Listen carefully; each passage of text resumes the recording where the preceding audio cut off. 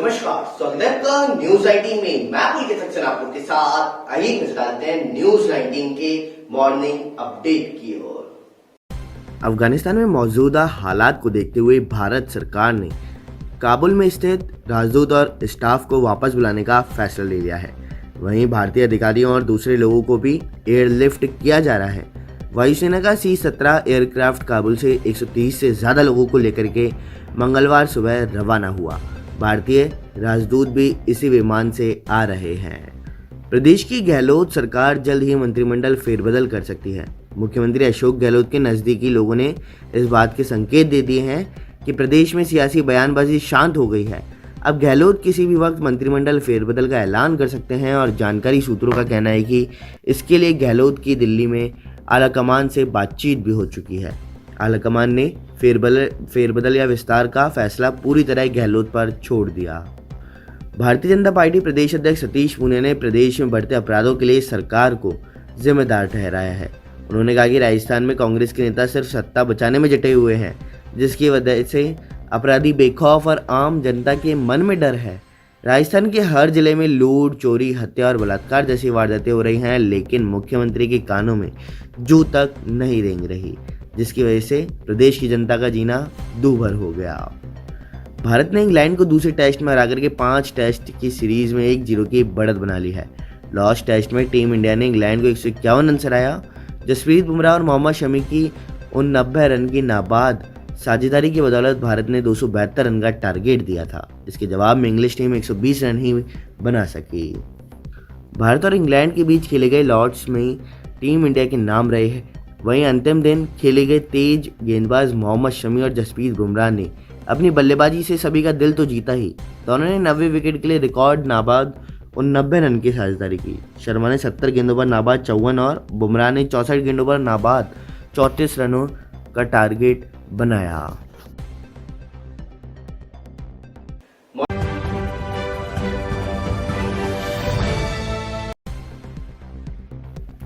पंद्रह अगस्त के अवसर पर राज्य स्तरीय सम्मान समारोह जो JLN मेडिकल कॉलेज अजमेर में राज्य सरकार के द्वारा संपादित किया गया, जिसमें 11 राजपत्रित अधिकारी व 6 अराजपत्रित कर्मचारियों को सरकार स्तर पर उत्कृष्ट कार्य करने हेतु योग्यता प्रमाण पत्र माननीय Raghu Sharma Vaibhav Guleria medical college principal JLN Ajmer के द्वारा दिया गया है।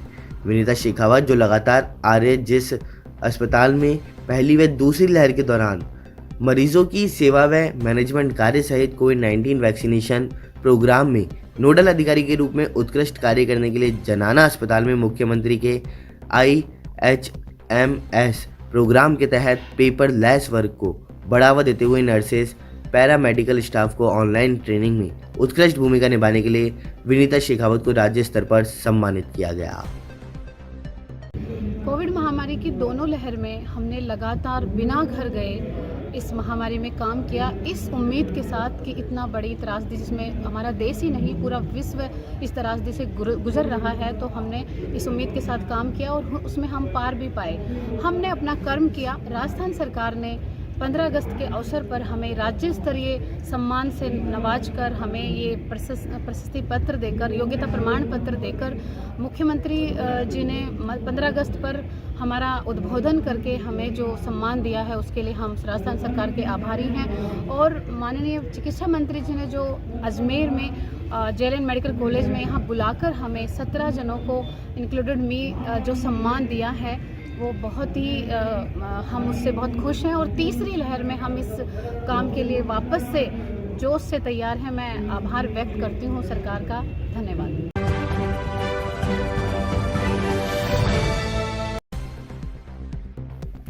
15 अगस्त के अवसर पर राज्य स्तरीय सम्मान समारोह जो JLN मेडिकल कॉलेज अजमेर में राज्य सरकार के द्वारा संपादित किया गया, जिसमें 11 राजपत्रित अधिकारी व 6 अराजपत्रित कर्मचारियों को सरकार स्तर पर उत्कृष्ट कार्य करने हेतु योग्यता प्रमाण पत्र माननीय Raghu Sharma Vaibhav Guleria medical college principal JLN Ajmer के द्वारा दिया गया है।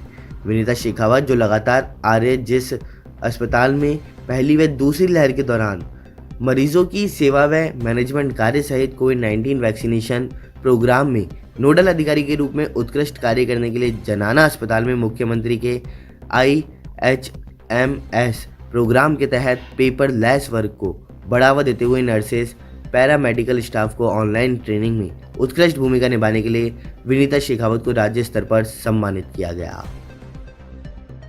कोविड महामारी की दोनों लहर में हमने लगातार बिना घर गए इस महामारी में काम किया, इस उम्मीद के साथ कि इतना बड़ी त्रासदी जिसमें हमारा देश ही नहीं पूरा विश्व इस त्रासदी से गुजर रहा है, तो हमने इस उम्मीद के साथ काम किया और उसमें हम पार भी पाए। हमने अपना कर्म किया। राजस्थान सरकार ने 15 अगस्त के अवसर पर हमें राज्य स्तरीय सम्मान से नवाजकर हमें ये प्रशस्ति पत्र देकर, योग्यता प्रमाण पत्र देकर मुख्यमंत्री जी ने 15 अगस्त पर हमारा उद्बोधन करके हमें जो सम्मान दिया है उसके लिए हम राजस्थान सरकार के आभारी हैं। और माननीय चिकित्सा मंत्री जी ने जो अजमेर में JLN मेडिकल कॉलेज में यहाँ बुलाकर हमें 17 जनों को इंक्लूडेड मी जो सम्मान दिया है, वो बहुत ही हम उससे बहुत खुश हैं। और तीसरी लहर में हम इस काम के लिए वापस से जोश से तैयार हैं। मैं आभार व्यक्त करती हूँ सरकार का। धन्यवाद।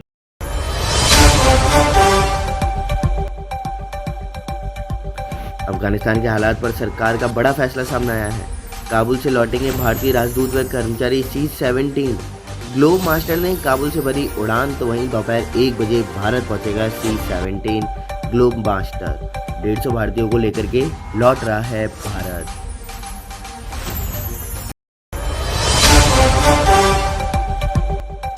वहीं अमेरिकी राष्ट्रपति ने तालिबान को चेतावनी दी है।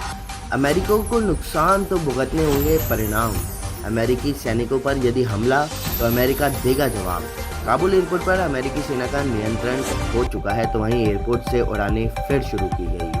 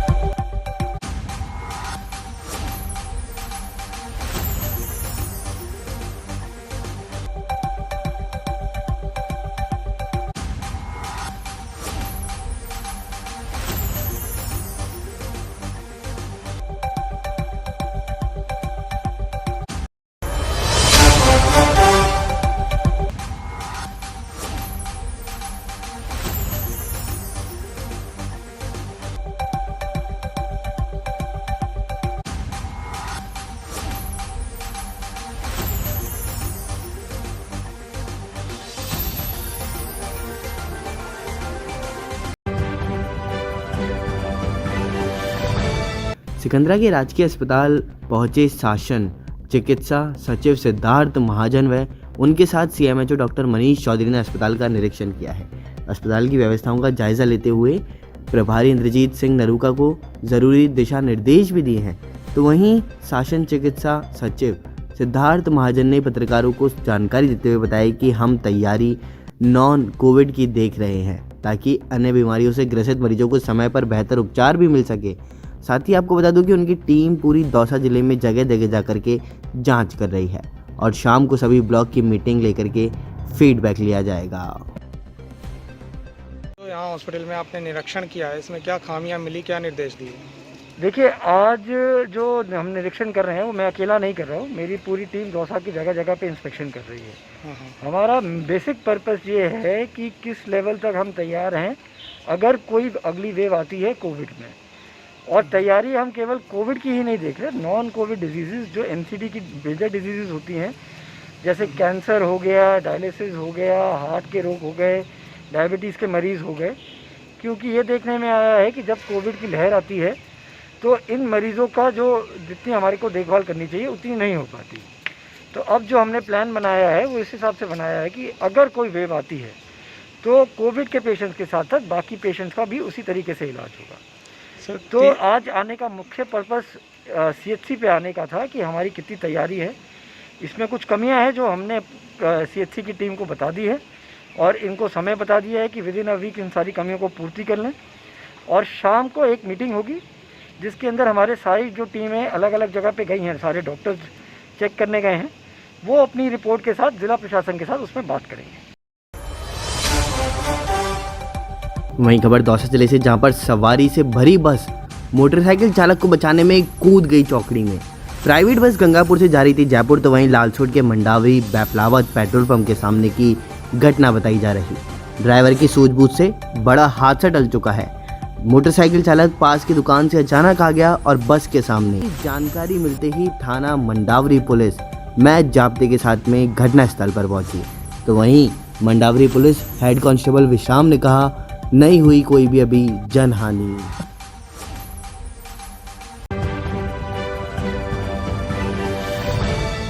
नमस्कार, स्वागत है आपका न्यूज 19 में। मैं पुलिस सेक्शन आप लोग के साथ। आइए नजर डालते हैं न्यूज 19 की फटाफट खबरों की ओर, फटाफट अंदाज में।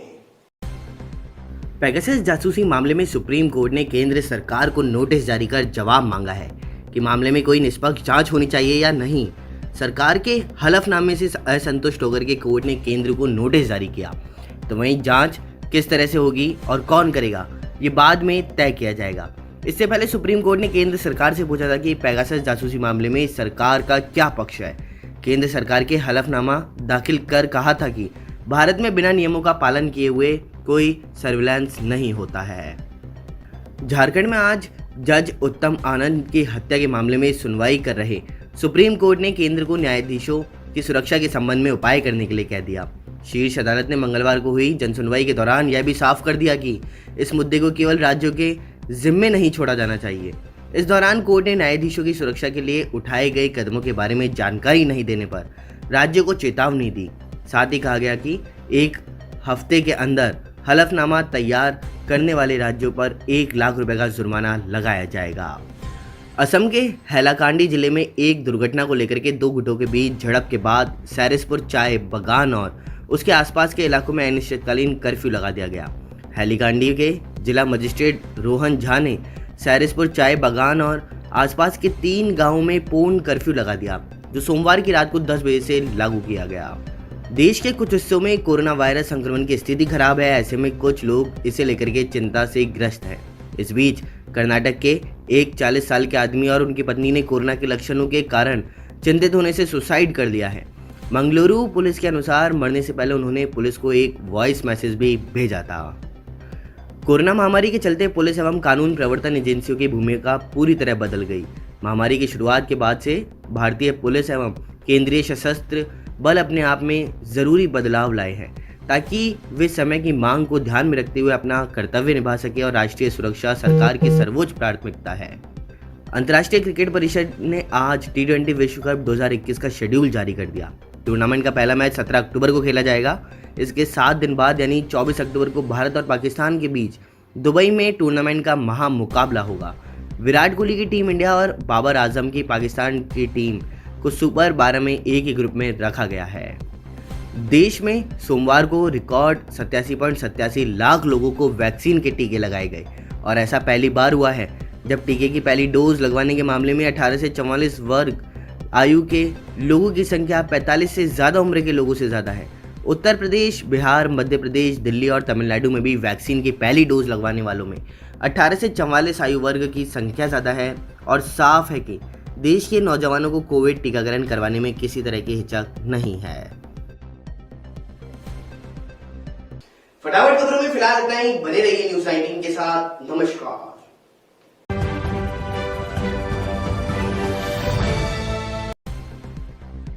सिकंदरा पुलिस ने कार्रवाई करते हुए करीब 3 माह से फरार चल रहे धोखाधड़ी के आरोपी सरकारी शिक्षक सत्यनारायण शर्मा निवासी राणुली को दौसा से गिरफ्तार किया है। आरोपी पर अपने प्लॉट को 2 बार बेचना व करीबन 22 लाख की धोखाधड़ी करने का आरोप लगा है। थाना प्रभारी कमलेश मीणा ने बताया कि आरोपी ने अपने प्लॉट को 2 पार्टियों को बेच करके 22 लाख रुपए की धोखाधड़ी की है। आरोपी को गिरफ्तार कर लिया गया व धोखाधड़ी कर प्राप्त की गई राशि बरामद करने के लिए प्रयास किए गए।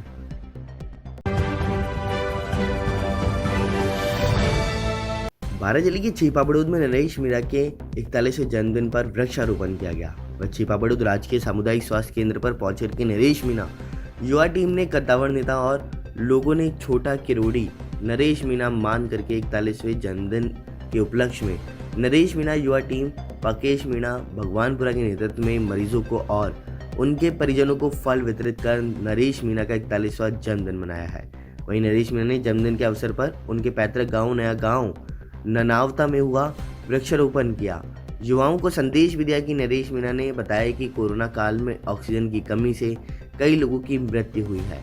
मैं मेरे जन्मदिन पर लोगों को से अपील करता हूं कि ज़्यादा से ज़्यादा पौधे लगाएं, पेड़ों को काटें नहीं। वहीं युवाओं को संदेश दिया कि आजकल ग्रामीण क्षेत्र में युवाओं में नशे की बुरी लत लग गई है, जिसमें कई परिवार बिखर गए और नशा मुक्ति के लिए एक मुहिम चलाने के लिए आह्वान किया। जन्मदिन के दौरान नरेश मीणा को बधाई देने के लिए हाड़ौती संभाग से नहीं पूरे राजस्थान से हजारों लोगों ने पैतृक गांव नया गांव ननावता में बधाई व स्वागत करने पहुंचे। किया, इससे आप युवा पीढ़ी को तो क्या संदेश देना चाहते हैं? देखो, मैं पहले तो जन्मदिन मनाता नहीं था, लेकिन जब से ये यूथ ब्रिगेड जुड़ी है और जब से ये सोशल मीडिया का टाइम आया है, तब से लोगों को जन्मदिन का एक नया ही सामने आया है रूप। और सब यूथ ये चाहता था कि भाई जन्मदिन के बहाने से कोई न कोई रचनात्मक काम किया जाए। तो हमने आज इस जन्मदिन के बहाने हाड़ौती के युवाओं से एक मिलन समारोह के नाम पर एक स्नेह मिलन समारोह, और इसी बहाने से हमने एक पौधारोपण के माध्यम से ये मैसेज देना चाहते हैं कि जिस तरह से कोरोना की बीमारी भी चली और जिस तरह से ऑक्सीजन के बिना लोग मरे, पीड़ित कईयों ने सांस के बिना जो मरे, उस समय सबसे बड़ी ज़रूरत पड़ी कि अगर आज हम वृक्षों को नहीं काटते, वृक्षारोपण टाइम पे करते और वृक्षों को लगाते, तो ये दिक्कत हमारे देश में नहीं आती। ऐसे में हमारा ये मैसेज है आज इस माध्यम से, आज मेरे जन्मदिन के माध्यम से, कि ज़्यादा से ज़्यादा वृक्षारोपण किया जाए। और जो भी हम किसान लोग हैं, और किसान लोग, हर किसान अपने खेतों पे किसी न किसी रूप में वृक्ष लगाता है, तो जो भी किसान अपनी मेहरों पे जो वृक्ष हैं उनको काटे नहीं, उनको बड़ा करें। अगर उनको कोई फसल में अगर कोई नुकसान हो तो जिस तरह से उनको छांग के और किया जाता ताकि वो फसल में नुकसान भी नहीं हो और उसकी छाँव भी बनी रहे, तो उसको बढ़ाए और वृक्षारोपण को आगे बढ़ाए। युवा टीम को क्या संदेश देना चाहते हैं? मेरा हाड़ौती के युवाओं से एक ही संदेश है कि मैं पूरे देश में, पूरे राजस्थान में घूमता हूँ। बाकी जो क्षेत्र है वहाँ नशे का इतना असर नहीं है, जैसे शेखावटी में आप चले जाओ, पूर्वी राजस्थान में चले जाओ, लेकिन हमारा जब हम हाड़ौती में आते हैं तो यहाँ नशा का बहुत ज़्यादा प्रयोग किया जाता है। यहाँ तो महिलाएं भी लाल मंजन के रूप में नशा का सेवन करती है। हमारे लोग जो हैं वो गुटखा और इस फैनी वगैरह जो लेते हैं, और बहुत बड़ा यहाँ पे जो स्मैक और जो गांजे का जो नया रुझान चल रहा है, इसके खिलाफ हमें एक मुहिम चलानी चाहिए और इससे लोगों को दूर करना चाहिए, क्योंकि ये हमारी स्वास्थ्य को भी के लिए भी हानिकारक है और उम्र के लिए भी हानिकारक है। आज आप कैसा महसूस कर रहे हैं? जैसे आप फर्स्ट बार आज जन्मदिन मना रहे, इतनी युवा टीम आपके साथ है। देखो, मैं जन्मदिन तो मैंने पहले भी मनाया, 1-2 बार पहले। मैं पिछली बार महाकालेश्वर गया था, इस तरीके उसके पहले निवाई मनाया था। इस बार मेरा मन था कि भाई गाँव में मनाएं, गाँव के लोगों के बीच मनाएं, और गाँव में जो आसपास जो युवा टीम हमारे जो साथी लोग हैं उनके साथ मिलाएं। अच्छा लग रहा है कि सब लोग आ जाए। आज कहाँ से आपके पास युवा साथी पहुँचे? आई थिंक कि शायद मुझे लगता है कि कोटा, बाराबंदी, झालावाड़, यहाँ संभाग, हाँ, सब लोग आएंगे।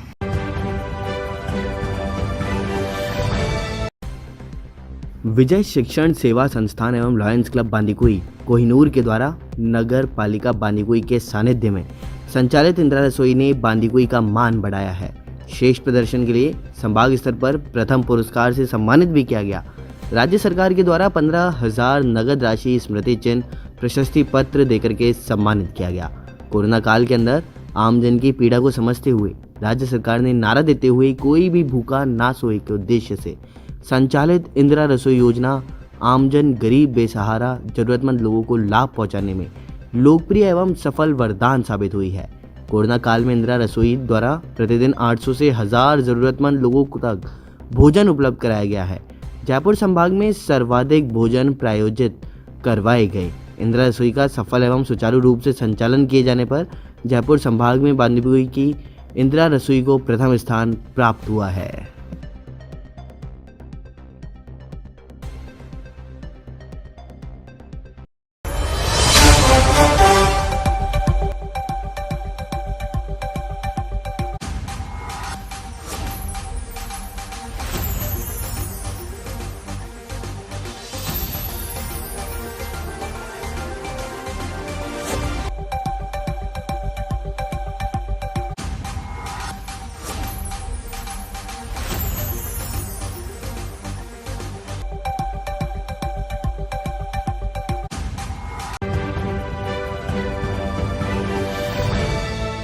ऑपरेशन सेफर व्हील्स के दौरान सादा वर्दी में निगरानी के दौरान निर्भया स्क्वाड ने जबरदस्त कार्रवाई की है। महिला एवं बालिकाओं का अतरंग वीडियो बनाने वाले सिरफिरे के विरुद्ध मुकदमा दर्ज कराया है। अतिरिक्त पुलिस उपायुक्त सुनीता मीना ने बताया कि निर्भया महिला सुरक्षा के लिए एक जबरदस्त कदम उठाते हुए आरोपी सुरेश कुमार यादव उम्र 34 साल निवासी गोपालपुरा श्री माधोपुर जिला सीकर के खिलाफ आमेर थाने में मुकदमा दर्ज कराया है। उन्होंने बताया कि अतिरिक्त पुलिस आयुक्त राहुल प्रकाश के निर्देशानुसार सभी पर्यटक स्थलों पर सादा वर्दी में निर्भया स्क्वाड की महिला कर्मियों को निगरानी में लगाया गया था। इसी क्रम में आमेर फोर्ट पर महिला पर्यटकों की सुरक्षा हेतु सादा वर्दी में निर्भया स्क्वाड की महिला कर्मियों को असामाजिक तत्वों में पर निगरानी हेतु तैनात किया गया था। निगरानी के दौरान निर्भया कांस्टेबल प्रेमलता ने देखा कि एक लड़का महिलाओं का पीछा कर रहा है और बार बार जूते की लेस बांधने का बहाना करके नीचे बैठ के महिला के पैरों के पास अपना मोबाइल चालू करता है। इस पर तुरंत निर्भया महिला कर्मी एक्शन में आई और लड़के को पकड़ा और उसका मोबाइल देखा तो उसमें हवा में उड़ती हुई फ्रॉक के नीचे लड़की के पैरों के पास मोबाइल रख कर के वीडियो क्लिप बनाते हुए दिखाई दिए और जानकारी मिली तो उसी पर निर्भया स्क्वाड ने महिला को इस बात को जानकारी दी और उसके पैरों के नीचे से ज़मीन खिसक दी। महिला ने कहा कि मैं सोच भी नहीं सकती थी कि कोई इस प्रकार से मेरा गलत वीडियो बना सकता है और महिला क्योंकि बाहर की रहने वाली थी इसलिए उसने निर्भया ने कहा कि आप इस व्यक्ति के खिलाफ कड़ी से कड़ी कार्रवाई करवाइए और उसके बाद निर्भया कर्मी उसे सीधे आमेर थाने लेकर के चली गई।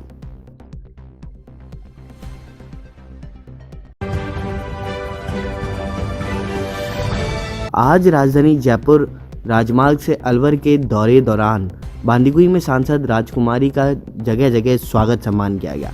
स्वागत की कड़ी में भारतीय जनता पार्टी बांदीकुई शहर के नगर अध्यक्ष मनोज टोडावाल व सदस्य मक्खन गुर्जर, अशोक पोसवाल, सुशील खंडेलवाल, पुष्पेंद्र राजपूत, लोकेंद्र लोटवाड़ा, रणवीर दड़गस आदि लोग मौजूद रहे।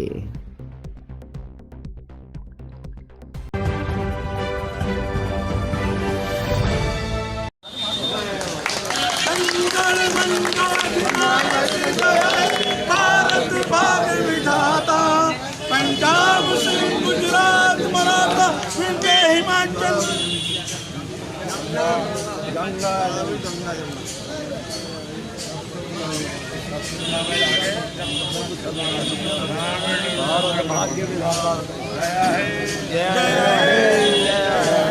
विवादित बयानों के लिए चर्चा में रहने वाले मुरादाबाद के सपा सांसद डॉक्टर एस.टी. हसन स्वतंत्रता दिवस के मौके पर राष्ट्रगान ही भूल गए हैं। पहली पंक्ति के बाद सीधे जय है बोल करके उन्होंने राष्ट्रगान को खत्म कर दिया। इसे लेकर के पूरे शहर के अंदर चर्चाएं हो रही हैं। पूरे मामले का वीडियो भी तेजी से वायरल हो रहा है और रविवार को सांसद डॉक्टर एस.टी. हसन स्वतंत्रता दिवस के कार्यक्रम के लिए गल शहीद पार्क में पहुंचे थे। यहाँ पर आयोजित कार्यक्रम में सांसद ने झंडारोहण किया। इसके बाद जैसे ही राष्ट्रगान शुरू हुआ उनके साथ खड़े लोग राष्ट्रगान गाना ही भूल गए। सांसद भी राष्ट्रगान शुरू होने के बाद जैसे ही दूसरी पंक्ति आई वहां अटक गए। इस दौरान उनके लिए असहज स्थिति हो गई। उन्होंने सीधे धीरे धीरे जय है बोलना शुरू किया। बाकी लोगों ने भी सुर में सुर मिला के तुरंत राष्ट्रगान खत्म कर दिया।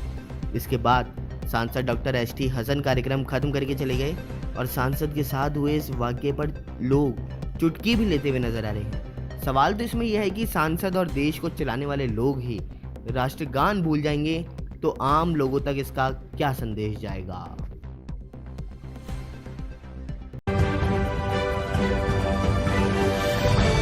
सिकंदरा पुलिस ने कार्रवाई करते हुए 2,53,000 की लूट करने वाले आरोपी जीतू उर्फ जीतराम जाट व सत्तू उर्फ सत्यनारायण जाट जुगलीपुरा अजमेर को गिरफ्तार करने में सफलता हासिल की।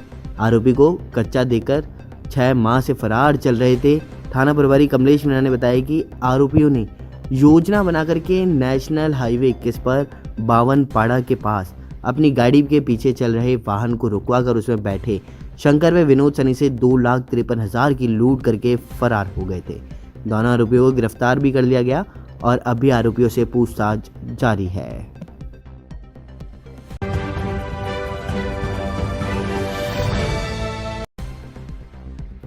धोरीमन्ना में नेहरू युवा केंद्र बाड़मेर के जिला युवा अधिकारी सचिन पाटोदे तथा कार्यक्रम सहायक व लेखाकार घेवरचंद प्रजापति के निर्देशन में चलाए जा रहे स्वच्छता पखवाड़े के अंतिम दिन राष्ट्रीय युवा स्वयं सेवक अमर सिंह सेवदा द्वारा ग्राम पंचायत भवन अड़नियानी में शपथ ग्रहण समारोह का आयोजन किया गया। इस दौरान सरपंच प्रतिनिधि मानवेंद्र सिंह थौड़ ने कहा कि गांधी जी ने स्वच्छ भारत का सपना देखा था, जिसके लिए वह चाहते थे कि भारत के सभी नागरिक एक साथ मिलकर के देश को स्वच्छ बनाने के लिए कार्य करें और इस सपने को साकार भी बनाएं।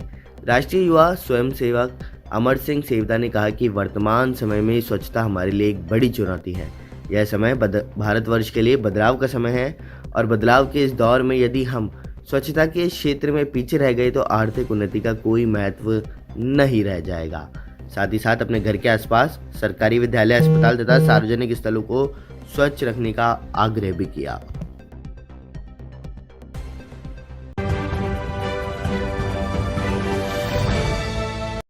म्यूजिकल सफर इंडिया ने इस 75वें स्वतंत्रता दिवस पर एक ऑनलाइन संगीतमय शाम का आयोजन किया था।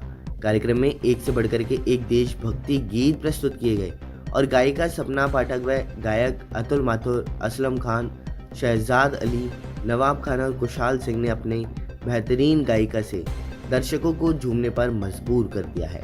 प्रोग्राम हेड विजेंद्र पाठक ने बताया कि यह कार्यक्रम फ्रंट लाइन वॉरियर्स को समर्पित था, जिसको सामाजिक दूरी को ध्यान में रखते हुए ऑनलाइन आयोजित किया और कार्यक्रम में मुख्य अतिथि के रूप में सहायक पुलिस आयुक्त नरेंद्र दायमा उपस्थित रहे हैं और कार्यक्रम का मंच संचालन म्यूजिकल सफर इंडिया की संस्थापक सपना पाठक ने किया और उन्होंने उपस्थित मुख्य अतिथि सभी कलाकारों का आभार भी प्रकट किया।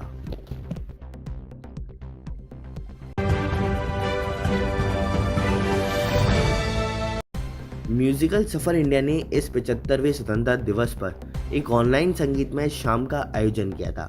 कार्यक्रम में एक से बढ़कर के एक देशभक्ति गीत प्रस्तुत किए गए और गायिका सपना पाठक व गायक अतुल माथुर, असलम खान, शहजाद अली, नवाब खान और कुशाल सिंह ने अपने बेहतरीन गायिका से दर्शकों को झूमने पर मजबूर कर दिया है। प्रोग्राम हेड विजेंद्र पाठक ने बताया कि यह कार्यक्रम फ्रंट लाइन वॉरियर्स को समर्पित था, जिसको सामाजिक दूरी को ध्यान में रखते हुए ऑनलाइन आयोजित किया और कार्यक्रम में मुख्य अतिथि के रूप में सहायक पुलिस आयुक्त नरेंद्र दायमा उपस्थित रहे हैं और कार्यक्रम का मंच संचालन म्यूजिकल सफर इंडिया की संस्थापक सपना पाठक ने किया और उन्होंने उपस्थित मुख्य अतिथि सभी कलाकारों का आभार भी प्रकट किया।